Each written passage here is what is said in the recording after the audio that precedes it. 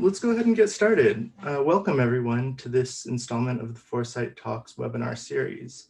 I'm Ben Hamamoto. I'm a researcher at IFTF, and we're really fortunate to have with us our distinguished guest this morning, Dr. Ronaldo Anderson, who's the executive director and co-founder of the Black Speculative Arts Movement. We're going to begin our conversation in just a minute, but first some quick context about this series for people who are joining for the first time. So this webinar series is really intended to help our community grow their foresight capability, to connect with each other, to help each other learn, and also better understand what the community wants and needs. And by community, what we mean is IFTF's Foresight Essentials community, which there's many ways to join and many ways to participate in. Foresight Essentials is our, so we have all of these sort of different ways to engage. Foresight Essentials is our ever-growing set of training materials, classes, and curriculum. We have our flagship course for individuals that's now moved online. Individuals can also sign up for our class specifically on design futures. And we also have our completely open futures thinking course on Coursera with our colleague Jane McGonigal. We also do custom trainings for teams and organizations. Our distinguished fellow, Bob Johansson, has this series of amazing leadership courses. We also have a number of community events and touch points, such as this webinar series, the Ask a Futurist webinar series, regular certified practitioner meetups for people who are alumni of our training, and a monthly newsletter about futures thinking. And if you haven't signed up for that newsletter, Aicha, our program manager who's here keeping things running smoothly behind the scenes, is going to go ahead and throw that link into the chat for you. So for anyone who's not overly familiar with Zoom at this point, isn't living half their life on this platform, a few quick pointers or instruction. In order to chat, just look at the bottom of the screen. You should see at the bottom of the Zoom window, there's a button that says chat where you can talk with one another. Make sure you select all panelists and attendees from the drop-down menu to make sure you're actually getting your message out to everybody. And we're also going to be taking questions in the second half of the hour. So you can submit a question anytime through the Q&A button. And you can also vote on each other's questions by clicking the Q&A button at the bottom of your screen. And so that way you can kind of prioritize and vote on what gets asked in what order. So really quickly, our agenda, we've already pretty much done the welcome and shared some info about learning foresight with IFTF. Now we're going to introduce our distinguished guest. I'm going to ask a few questions to sort of kick the conversation off, and then we're going to open it up for audience questions shortly after that, which again, you can submit with the Q&A button. Our guest today is Dr. Ronaldo Anderson. He's currently an associate professor of communication studies at Harris Stowe State University in St. Louis, where he's earned several awards for leadership and teaching excellence. He's an executive board member of the Missouri Arts Council, and he's worked internationally on a number of issues such as prison reform in Cameroon and in development in Ghana. He's a really prolific scholar who's authored and edited many works, including the books that you see here, Afrofuturism 2.0, The Rise of Astro-Blackness, the Black Speculative Arts Movement, and Black Futurity Art and Design, and The Cosmic Underground, a grimoire of Black speculative discontent. I'd highly recommend all of these. They're full of really amazing, thought-provoking, important essays and art across a number of different mediums in the case of the Cosmic Underground. And Dr. Anderson is also the executive director and co-founder of the Black Speculative Arts Movement, which is a network of artists, curators, intellectuals, and activists. They hold these events and exhibits all over the world including one that's currently ongoing with New York Live Arts called Curating the End of the World, which we're going to actually talk about in a bit. These are really exceptional events. I've been lucky enough to attend several of them over the past 4 years. The art, poetry, the writers and thinkers and intellectuals that they feature, including Dr. Anderson himself, all have really provocative, thoughtful, and important perspectives that have really influenced how I think about the future and how I think about thinking about the future. And I'm sure that'll be the case for everyone here with us virtually today as well. So without further ado, I'd like to welcome Dr. Anderson. Thank you so much for joining. Thank you for the invitation. Great. So I think I'd like to just kind of start off our conversation by asking you to share a little bit about the journey that led up to your current work, in particular to BSAM. Starting with, what got you interested in the future and thinking about the future? Well, I'd say a combination of factors. One, I'm a fourth generation military. Mm, I'm a Cold War veteran of the United States Marine Corps. And my last couple of years in the service, I served on the USS Blue Ridge as a part of a Marine detachment. The Blue Ridge is the flagship of the Seventh Fleet, stationed out of Yokosuka, Japan. And so, during that experience, exposed to military technology and science, towards the end of the Cold War, because I was a personnel administrator with the detachment. I got it. A lot of times, the military, you see the latest scientific development before civilians do. In terms of a lot of things that you understand the relationship between politics, military science, and culture. Um, Also, I would like growing up. I guess I'm the first generation. I always talk with my one of my co-founders, John Jennings, about growing up. We were part of that first generation that got exposed to Atari with Pong and anime with Speed Racer, um, comics of the '70s, and these kind of things all come together to kind of inform a kind of a background and interest. And probably two of my early favorite sci-fi authors to read were was it Heinlein Starship Troopers and Asimov's Foundation series. I was fascinated with Foundation. The Those things form a backdrop to by the time I get to college and graduate in the '90s. I was a participant as a promoter for old school, what you would call old school now hip hop concerts while I was going to college, and we helped promote a show down in, I think, the first hip hop TV program in Mississippi at the time while I was in college. And so, and that kind of informs my organizing aspect of really looking at what people respond to in terms of how you present them with certain type of ideas. And then following my undergraduate experience, by the mid to late '90s, I was working in a doctoral program at the University of Nebraska and doing research on the Black Panther Party in terms of what their philosophy was, what their work was in the Midwest. And after several years of doing research in that area, because until several years ago, I was known as like a Black Panther scholar. But I was aware of what was going on with Afrofuturism in the '90s. But when you're a doctoral student, you don't really have time to kind of pursue those things. And I had become aware of Mark Deary and Alondra Nelson back in the '90s when they had the listserv back in the day.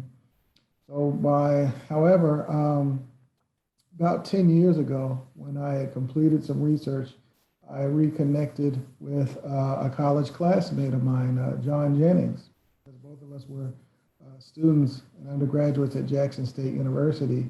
Um, he was just doing some of his work that would get him notoriety in terms of the foundation, what he calls Black Kirby. And I had sketched out some ideas for an Afrofuturistic piece I was working on after I had revisited the concepts. And I thought it was a need to update them for the 21st century. And I emailed John about going to present these ideas in Paris, France, because UNESCO was sponsoring a cultural studies event at the Sorbonne at that time, about 8 years ago. And I told John, I said, why don't we travel to Paris next summer, present these ideas and see what happens. And I said, because the Europeans tend to have a much more kind of sophisticated worldview about, brand new ideas around culture and aesthetics. And I said, we were talking about if it was successful there, it'd work in New York. Okay, so when we get back from that, we participate in several events or discussions around Afrofuturism at various schools like Loyola Marymount, Jackson State, Emory University. And during this time, we've thought about curating an event. And that's when we developed the ideas for what we call unveiling visions, the alchemy of the Black imagination. And that's what was unique about that event. We organized roughly 90 artists from various disciplines and writers to curate an event at the Schomburg Library for Black Studies and Culture in Harlem, New York. And that event turned out to be like the Big Bang for the Black speculative arts movement, because it was an international group of artists we organized. It was during that time that I developed the manifesto for the movement that we later posted at the conclusion of the event. And after that event, we then organized through a network of artists and activists from North America to Europe and Africa, and it's still kind of expanding at the moment. Now we even have people that are working with us in Australia around what we started with Unveiling Visions 5 years ago. And so and then John coined the phrase during a Facebook talk.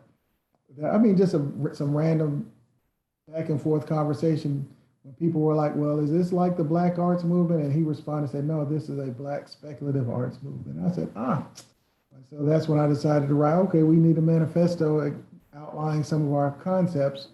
And that's what came out of this Facebook dialogue about 5 years ago.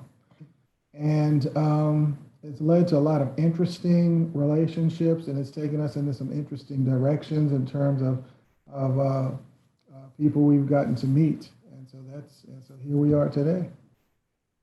Great. Yeah, no, that's a pretty amazing journey. And I think here on the call, we have, a lot of people who probably have a pretty wide range of, familiarity with the concept of Afrofuturism, with some people who probably know quite a bit and some people who, maybe don't.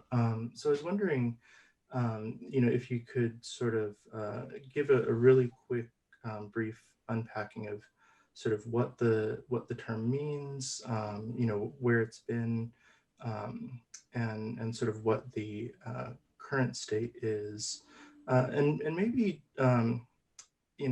another related question is how do you describe your work to people who maybe aren't familiar at all? What's the sort of first initial way that you talk about it? All right. The first way I talk about it in real simple terms is basically what Afrofuturism is. It's a reflection of a body of systematic Black thought.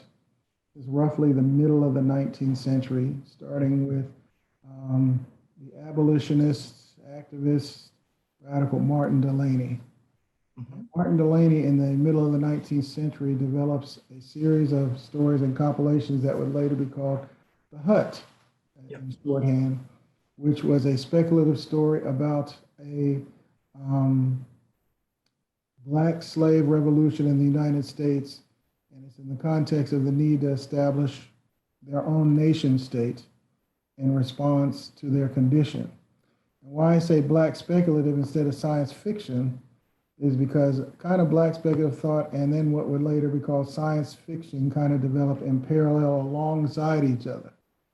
And they kind of, and Black speculative thought can borrow from science fiction, and And that's why I would say Afrofuturism is not a subset of science fiction. Science fiction is one of the tropes it might work with to describe or characterize certain things, but it's its own separate thing that goes beyond what science fiction is. Um, and one of the examples I used of that, if in 1850, for the majority of enslaved Africans in the United States, imagining freedom would have been like science fiction, depending on their circumstance. So so people like Delaney and others that follow him, his speculative vision emerges in response to this antebellum period of American history, the emerging Industrial Revolution, later what we would call scientific racism. So it's in this matrix of phenomenon in the United States that this emerges. And so in shorthand, I would just say it's just basically African or Black speculative thought is pretty much what Afrofuturism is. I think as a follow-up to distinguish between where it is now and then where it was in the 90s. In the 90s, we characterize that as like 1.0, the same way people in the past called that Web 1.0. And it's pretty much 1.0 up until roughly 2005. And that's when, in a conversation I had with, I made the statement in response to something Alondra Nelson said at Emory several years ago. I said, no, we're in the 2.0 era because we have social media now. So when it was developed, there was no social media. And so that's why I say when I periodize 2.0 from the 1.0 era, in 2005, that's where you have the emergence of social platforms. Also in 2005, that is when the African diaspora is incorporated as part of the African Union, as a zone of the African Union. And this is consistent with the history of what they would call, sometimes people borrow from Paul Gilroy's idea of the Black Atlantic, which is basically kind of this diasporan African framework and dialogue that goes back and forth between the Western Hemisphere and the continent for the last couple hundred years. And now that's kind of, instead of held together by ships and whatnot, it's held together by the internet and APIs and all that kind of technology now in terms of the back and forth dialogue and in terms of how these ideas influence each other. And that's why I would say we're in the 2.0 era of it at the moment. Did that answer everything? I think I covered a lot of what you asked with that. Yeah, absolutely. I guess a quick follow-up on that. You mentioned the sort of characteristics of 2.0 versus 1.0 and sort of the emergence of social media and the African Union. Well, as a follow-up, I'd like to add the 5 things central to 2.0. Okay. One, we're saying this is a philosophy, an emerging philosophy, or a generative idea like people want to talk about in the academy. Then you're also talking about aesthetics, which people kind of recognize it the easiest in terms of what performers are trying to express. And then third, you have science or applied science in terms of how people use it in relation, like for instance, digital scientists like Natrice Gaskins and other incorporate that into some of their design processes. Then you have the community organizing aspect around these ideas. And then the last component being the social sciences in terms of am I using these aesthetics in the philosophy in relation to, say, political science or sociology or anthropology and those kind of things. So that is what makes the 2.0 wave different from what was going on before 2005. Yeah, that's really helpful. And I guess I'd like to ask all of those things that you just mentioned. What does that sort of open up or enable? What sort of new possibilities does that create that maybe weren't possible in a 1.0 version? And there's an important essay that I remember Kojo Ishun wrote on the topic about 20 years ago, talking about at that time, there were no tools available Mm, to try and incorporate with Afrofuturism. You know, like no one was talking about necessarily predictive analytics yeah, yeah. and foresight back then. Hmm. There was no such thing as sentiment analysis. Yeah. No such thing. Those things didn't exist 20 years ago. And so those are some of the things that people can look at now for those people that are data scientists that are kind of require measurement, that obsess Mhm. about it, you know, Yeah, a lot of times in terms of, okay, how do I look at this? How is this measured? How can I prove that it exists? yeah. I think what proved its global impact and interest and really awakened people to that fact was you could call a form of capitalism in the form of the movie Black Panther that came Mm, out. hmm. In terms of one of the things I wrote about where people were awakened to the fact of this global network of the diaspora of the continent that made this movie a well over $1 billion hit. Yeah. In terms of, so that's why there's a financial interest in it. Hmm. Hmm. There's people trying to understand, you know, why were all these people interested in this movie, this product, and so forth, Yeah. despite some of its flaws. Yeah. Yeah, no, that's definitely a whole conversation Yeah. in its own. But yeah, I think that's a really critical point, is that there was a market there that a lot of people were skeptical ever existed in Hollywood and the entertainment industry, that now is undeniably there, and there's this sort of rush to capitalize on that. I think that's, you're right, that's a huge change and a huge difference. I was wondering also uh, about, uh, you mentioned sort of the Pan-African perspective, and Oh. how that's distinct from like a strictly kind of African American. Well, well, right now, almost to just say, when I run into African Americans that say, well, this is just an African American thing, I kind of look at that as a parochial perspective. Mhm. Um, Hip hop is not just an African American thing anymore, neither is jazz or a lot of the other things that have been created by us. They're pretty much global entities now, except they reflect the local geographic creative matrices of somebody from other countries and other regions and other linguistics perspective. For example, the other thing I didn't mention, this started out as primary and English speaking or Anglophone project in the diaspora, but now uh, the Portuguese speaking aspects of the diaspora in Brazil are catching up swiftly, as well as as well as the French speaking aspects of it. So when I say Pan-African, I'm just saying it refers back to that idea of the diaspora being now a zone of the African Union. Mm, that's a really interesting concept. Yeah. Yeah, the diasporas as a zone of the African Union. Mhm.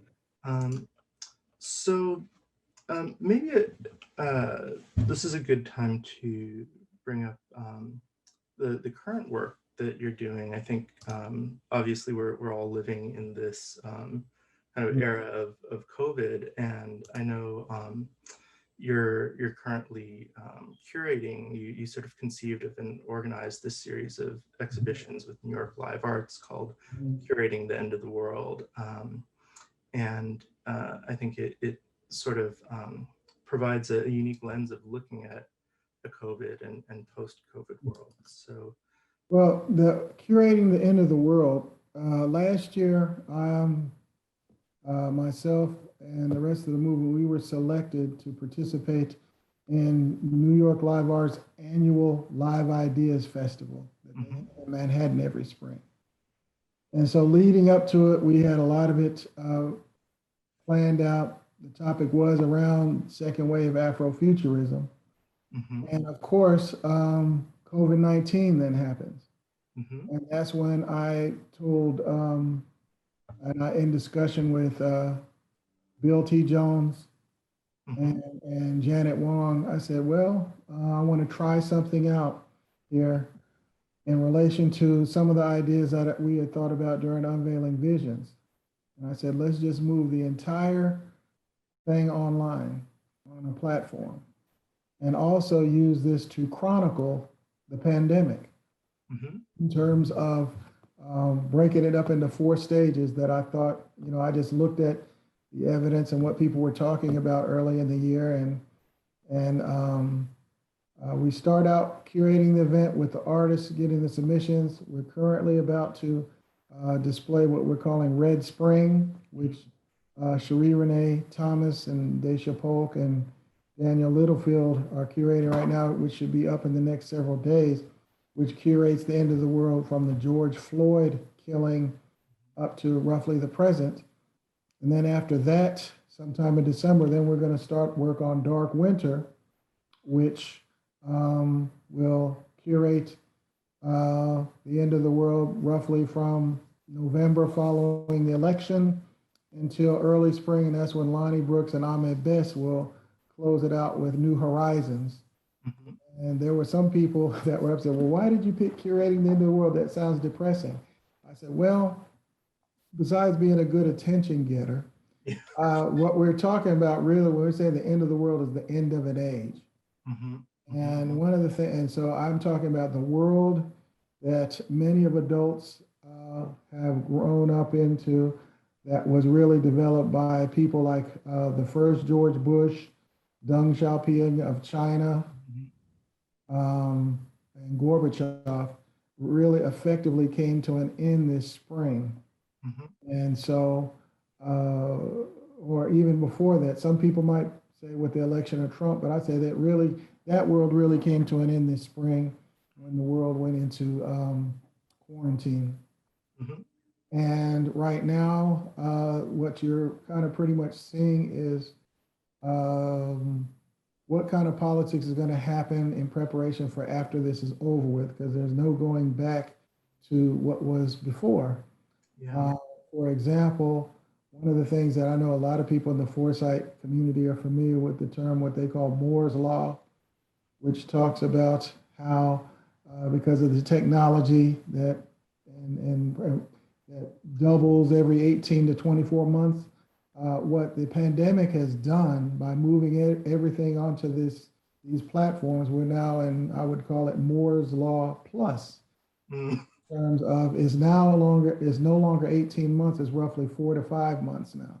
Hmm. Where Hmm. stuff doubles and accelerated because now, and this is kind of informed by what my interpretation of Nick Sneernick's book, Platform Capitalism, Hmm. where if you were situated to take advantage of this, you're doing fine during the pandemic because now you can work remotely. Uh, in the pandemic, your food can be brought to you by Instacart or DoorDash. Um, so you can take advantage of the pandemic, and since the tech stocks now were the ones that have thrived Hmm. during the Hmm. pandemic, creating mega billionaires, tens and tens of billionaires, and other Yeah. industries that rely on earlier technology, they're struggling. Hmm. So you're seeing this widening wealth gap, and also the kleptocracy that's accompanied this. When I talk to some of my friends that are dealing with the protests going on in Nigeria at the moment, in terms of, I think, um, the food shortage, in terms of something that used to roughly cost 1,000 naira now might cost 10,000 in terms of that. And so that's leading to the social unrest that's going on over there now. And we're going to probably see more of that over the next 8 to 9 months. And so but in short, the world order that we grew up with is coming to an end, and there's going to be a realignment in some form or fashion. Yeah. That realignment and sort of the new horizons that are kind of implied by the final piece of the exhibition. How does an Afrofuturist perspective, kind of provide a different way of looking at the current moment and what's next? Okay. I always start with kind of the big picture scope of how this might be informed. I look at it like this, in just looking at it from the United States perspective. Mhm. If African Americans know we were here before there was a United States, we can imagine being here after the United States is no longer the United States. Mhm. Mhm. Because every system has a beginning and an end. Yep. Okay? So therefore, we know that there's going to be a post-American world order. And so then you start thinking about, okay, what does this look like globally? And then how do these issues affect me locally? Because a lot of times American foreign policy reflects its domestic policy. Mhm. Okay. And so, for example, when you're dealing with the Trump administration, they're basically white nationalists, and they are retreating into this kind of parochial reactionary stance. This "Make America First" perspective. Now, artistically, we've seen some of that illustrated in works by people like an Octavia Butler, who Mhm. writes about a character that looks like a Mike Pence or a Donald Trump in some of her work. And so, from an African American perspective, a white nationalist reactionary perspective, there's nothing of interest there that's worthy of consideration unless you're either undereducated or foolish. Mhm. So it's interesting how politics make strange friends and or bedfellows per se, where now you have the majority of people of color and a minority of white Americans aligning their interests of those people that they used to call the globalists Mm. against the white nationalist formation that is now the Republican Party, that used to be called the Republican Party. Yeah. So these tensions are going to go forward probably for at least for the next near future, at least in terms of that's what I'm talking about, the realignment. Yep. Some people where suburban whites that used to be somewhat Republican, when I was growing up, the purpose of Republicans was to cut your taxes, Mhm. not to talk about the Proud Boys. Yeah. Yeah. So, and so those type of people, those Republican, that Republican Party no longer exists. So Yeah. that's the beginning of this political realignment that's kind of going around the country now, from the suburbs to the inner city, even though sometimes the people that are all in the Democratic Party sometimes would also in certain instances be natural enemies. Mhm. Kind of Mhm. like one of those things, the enemy of my enemy is my friend. Yeah. so Yeah. so that coalition is harder to hold together. Mhm. Mhm. Whereas white nationalists and the white supremacists are easier to organize, because of their worldview in Yeah. terms of certain types of locations and the flaws that are in our Constitution around the Electoral College. Mhm. Mhm. Yes. Yeah. Well, I would love to talk more about that realignment, and I mean that's just really fascinating, and I do think sort of both a historical perspective and an Afrofuturist perspective make the new coalition definitely give a really interesting lens on those coalitions. But I think we are kind of at about the time in these where we move into audience questions. And um, actually, fortunately, there's a really great segue, because the last question I was planning to ask you to make the transition was, what's the future of Afrofuturism? And I noticed in the Q&A, my colleague Vanessa Mason had the question that's a little more specific than that, but I think has some of the same spirit, which is that with the scale of immersive media as well as Gen Z as digital natives, do you see the emergence of Afrofuturism 3.0?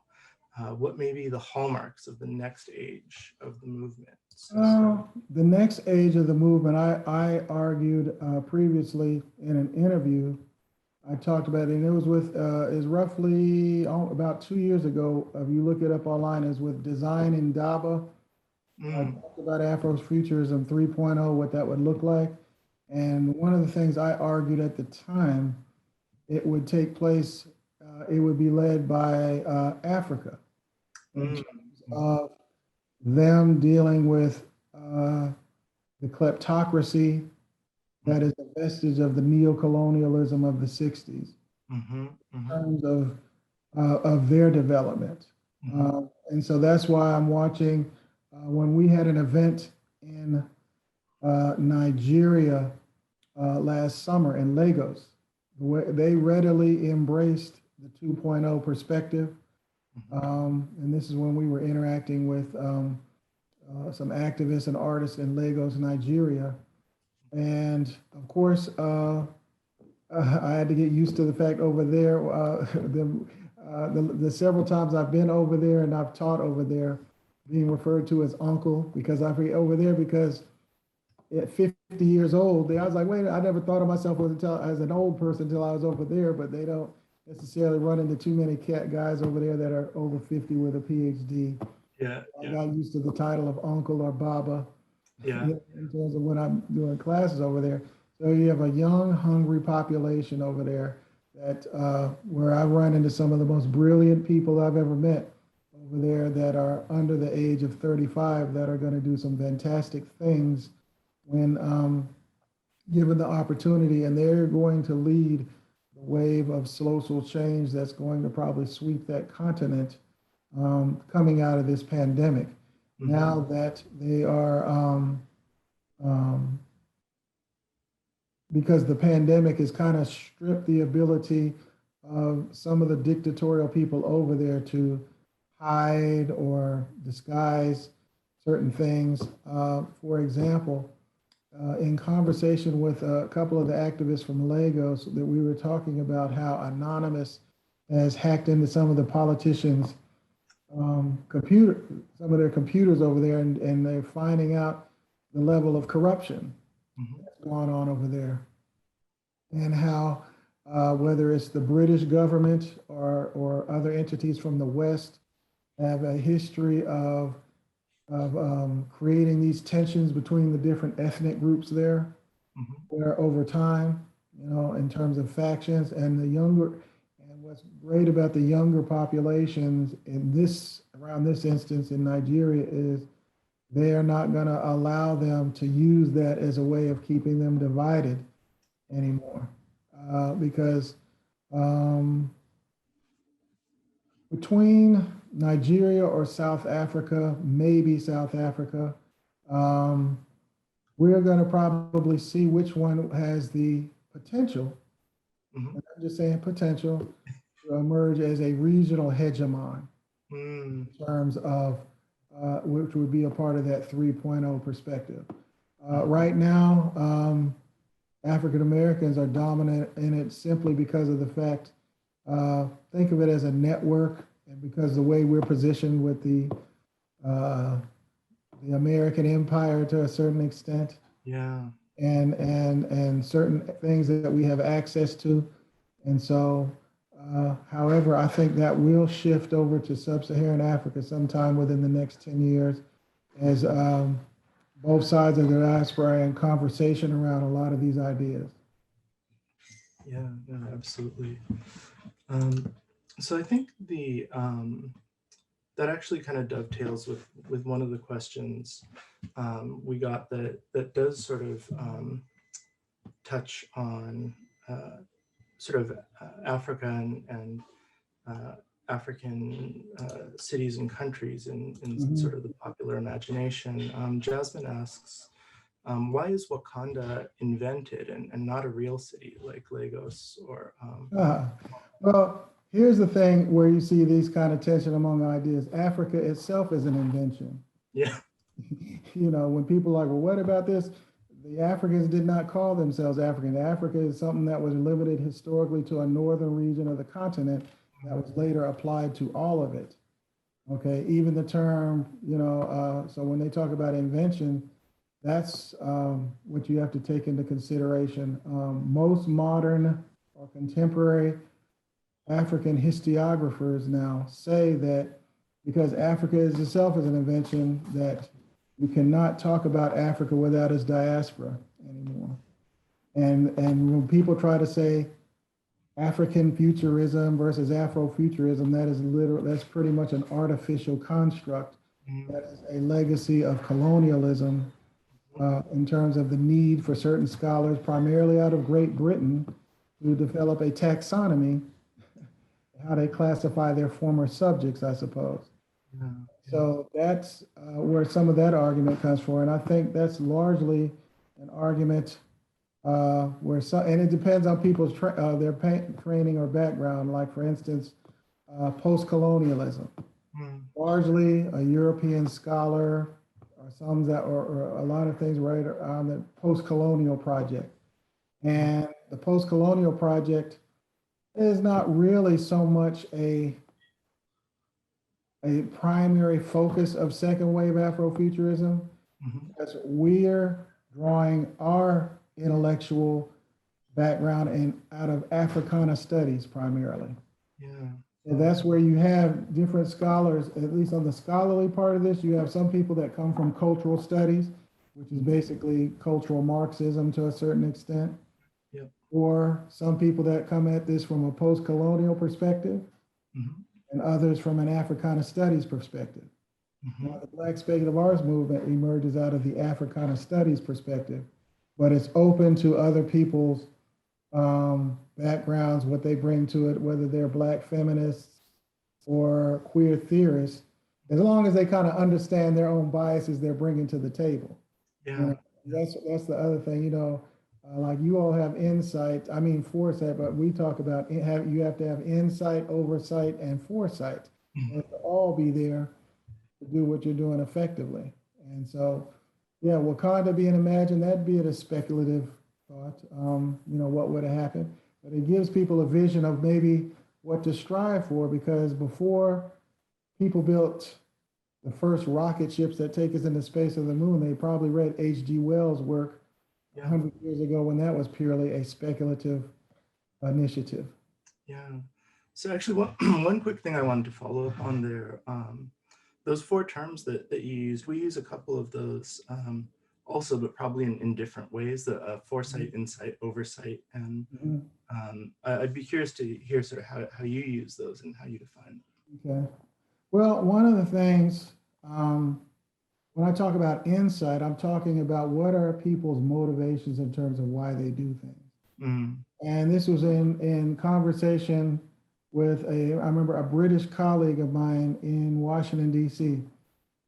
America wins wars because of its technological advantage, but America loses wars because it doesn't understand social studies. They don't know people that well. And those are the limitations of the American public education system. Okay.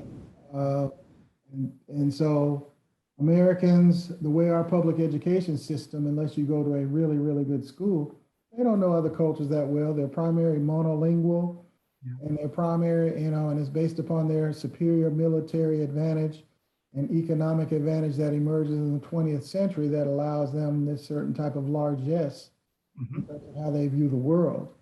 And that's been a hindrance, and I can see other areas where people 30, 40 years ago might have thought it was a plus. So, you know, by and large, with that insight, that term insight, white Americans don't really know Black Americans that well. You know, that's why there have been books written about, you know, strangers among us or whatever. Or even when we go to work, pretty much when we get off work, we go to our own separate neighborhoods. We have our own separate civic societies, whatever. Some of this discussion emerged in terms of the rise of Kamala Harris when these African-American fraternal organizations came. They were like, what is the Divine Nine? What is all this other stuff? Because Black Americans have developed, have a civic society they've developed separate from the larger white society for over 150 years, with fraternal organizations, its network of Black colleges, its Masonic organizations, which allow them to organize and engage in certain civic activities pretty swiftly, you know. And so that's an example of insight. Americans don't have about having insight about those cultural questions, about why certain socio-political phenomenon happen. Like, we hear people campaign about one America, but we're really not, because the news brings that, because they always slice it. Okay, what is this group doing? How is this group going to vote? And so America is a country that is socio-politically directed by groups, not by individuals. And if you don't understand the motivations of those different cultural formations, you're going to have a hard time in this country to a certain extent. It's managed by groups, and there is a hierarchy amongst those groups in terms of how they interact with each other around politics and economics. Now, that's an example of how I use insight.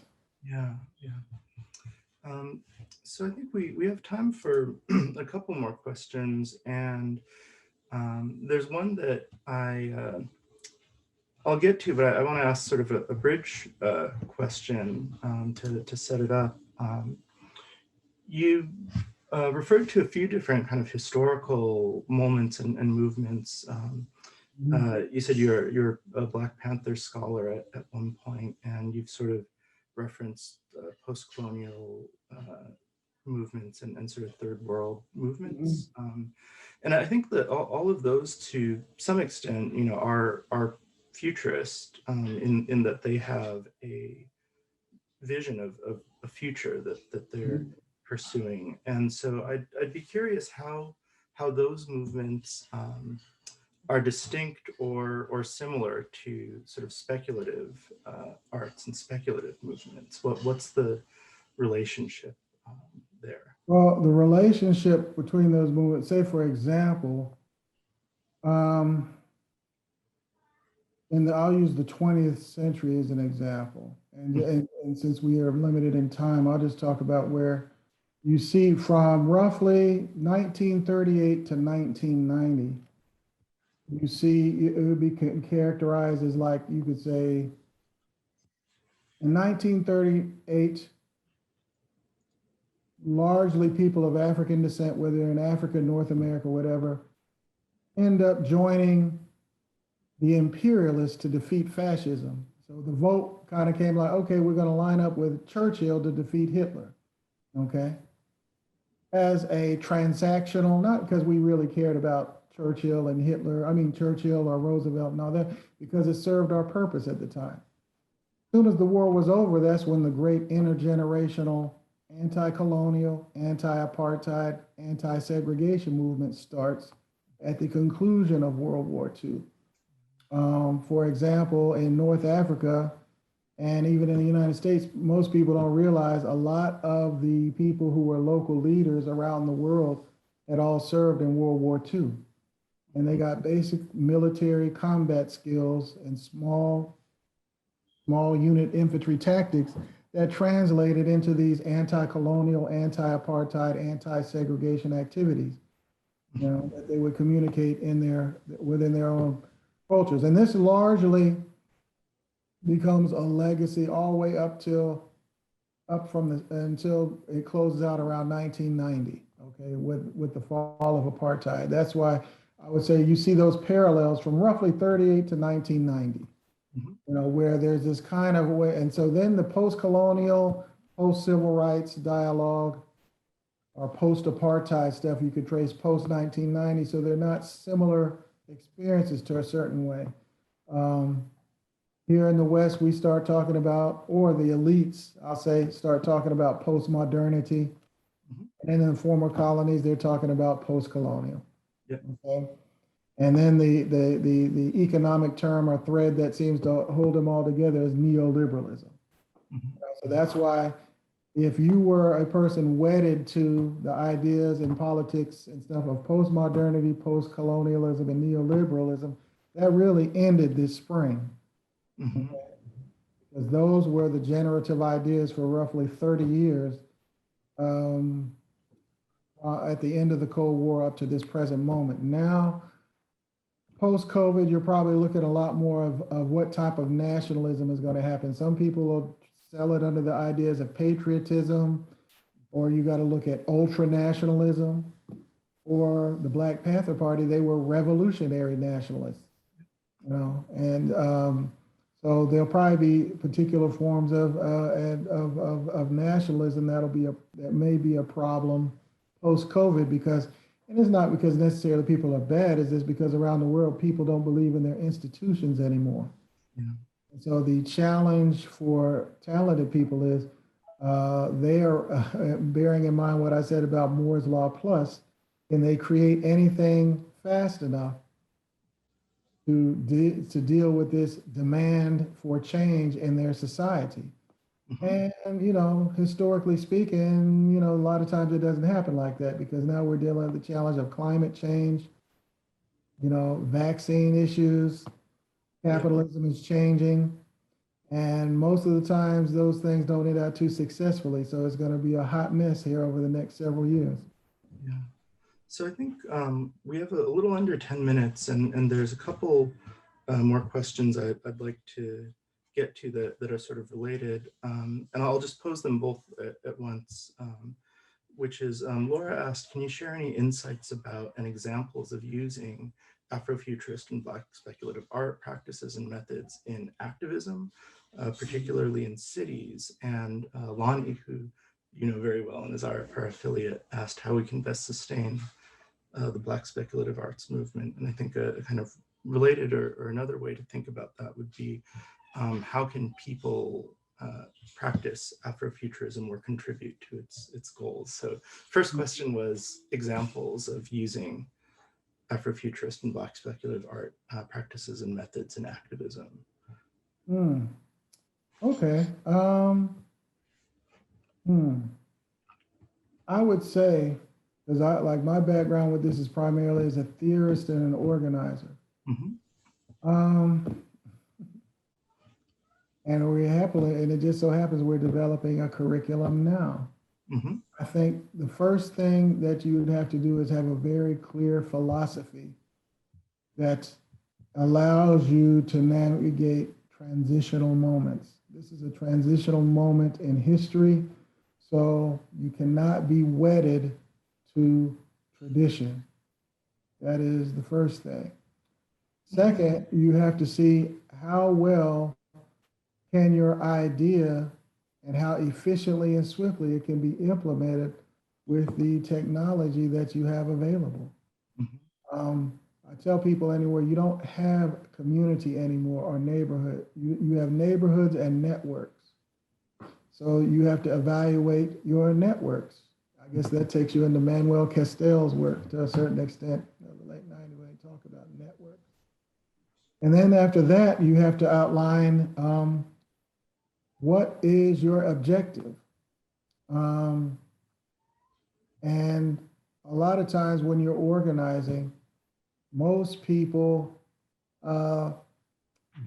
don't know the basics of organizing, in terms of how do what is leadership in this moment? What is followership? What is allyship? People have to really look at what does that mean in relation to those objectives, short term or long term, okay?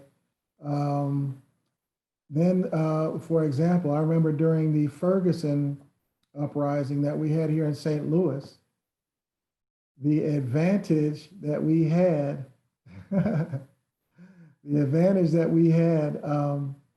in the early stages of that movement was a technology that a lot of people I became familiar with. It was called GroupMe.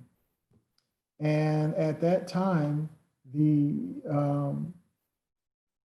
local activists could organize faster than the police's ability to respond to the protest that was going on. And at that same time, you had hackers from Anonymous that were assisting the street protest in terms of dealing with people that were perceived to be racist police officers in terms of hacking into their technology. And so this is how I think these things can come together very rapidly in terms of how you integrate all these ideas around activism, ideas, and practice. And that's just with organizing. And then understanding the relationship of those ideas to platforms. This idea of platform capitalism, some of your ideas and what you create might not interact well with platforms. For example, this is the contradiction that's emerging in platforms with the way capitalism works now. If you're an artist or a creative person, most people, we discovered this during our Curating the End of the World organizing. Vimeo does not interact well with Google.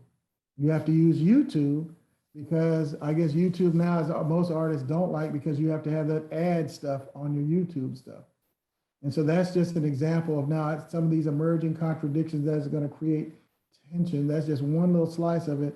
with the way platform capitalism works and the emerging new monopoly that you could say the new 21st century monopoly capitalism post-COVID is platform capitalism in terms of how it monopolizes creative product and expression because of their overwhelmingly controlling the space for people to organize and express themselves in and organize, and it has implications for freedom of speech. For example, you're probably aware of in the last week or so now how there was a coordinated thing between Facebook, Twitter, and they're all working together to get rid of QAnon and all these other kind of conspiratorial things, which if you despise those people, that's a good thing, but it also teaches you now how they're all working together to control the dialogue, where my argument would be if you had a better educational system, you wouldn't need to even get rid of them because people could recognize how stupid that some of the arguments were if everybody was well educated. And because basically what happens now, they just micro target the undereducated to accomplish certain goals. Yeah. So I think we're right about time where we have to wrap up. I feel like we could, there's so much more that we could ask you, but unfortunately we're at the end of our hour. But thank you so much, Dr. Henderson, for joining and having this conversation with us today. I think there's links in the chat for how to view the exhibit that is going to premiere in December, and as well as to your books. So yeah, thank you so much. Thank you for inviting me. And really quick, I'm going to just see. I'd like to. There we go. Okay, but yeah, before we go and before we wrap up, a really quick reminder of how you can stay in touch with us. We have the IFTF Foresight Talks webpage, which you have a link for here. You can get more information about Foresight Essentials by emailing us. You can subscribe to our newsletter. This webinar is going to be available on our webpage in a week. And also a quick plug for the next webinar in this series, Queering the Future to Save the Future, with Jason Tester, who's a brilliant affiliate of ours who we've worked with for over a decade, I believe. He's a researcher, facilitator, and speculative designer with specialties in emerging technology and social justice futures. And yeah, this is going to be a really interesting talk. I'm really looking forward to it. You don't want to miss it. So mark your calendars for November 9th, 9 a.m. Pacific, and look forward to seeing you all then. Thank you very much. All right. Okay, and yeah, thank you so much again.